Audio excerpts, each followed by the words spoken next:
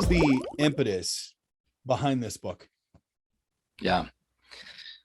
Well, I mean, it's a couple things. I would say one is just being someone who works on the internet. I'm a website editor. That's my day job. I work for the Gospel Coalition, and I spend all of my time pretty much in the space of the internet and on social media a lot because of my job. And I think just my experience of being so immersed in this world made me very aware of the bad formation that happens on the internet and the bad things that it can do to your soul, frankly. And I was seeing it in my own soul. The more time I would spend online and on social media, I just felt myself becoming more foolish, like you can kind of sense yourself being dumbed down the more time you're in those spaces. So part of the impetus was just personal. I in my own life, I wanted to kind of audit my intakes a little bit and figure out better habits that would be conducive to wisdom. I would say another big impetus was pastoral. So I'm an elder at a local church, and just being responsible for other Christians and their spiritual health and wanting to kind of disciple people well in the digital age. So much of discipleship right now in the 21st century, I think, has a lot to do with our media diets and what constitutes kind of the intakes that are coming into us. And there's so much at our disposal, right?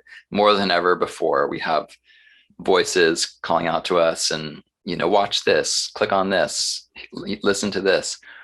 And I just think pastors have to be so kind of in the weeds of those decisions with their people and walking them through like their diets of information, because all of it shapes us, just like food, right? What comes into you shapes you for good or for ill. Your physical diet can either make you healthy or it can make you sick. And the proportions, of junk food versus healthy food, will determine that. And the same is true of our spiritual health. And I've seen it in people's lives, in people who I am walking with pastorally. I've seen their spiritual health just kind of start to decline. And I can point to certain things like they're listening to, some really unhelpful media, podcasts, whatever, like they're on certain websites where their partisan kind of, anger is getting inflamed. And so I think that's a big part of why I wrote this book, is just to, as a local church leader, to help other church leaders just have a toolbox to help in the task of digital discipleship. And then the third one I would say is just as a parent. I'm a dad. This is the first book I've written as a dad, I think. And my kids are small; they're under 3, but this is the world that they're going to be growing up in.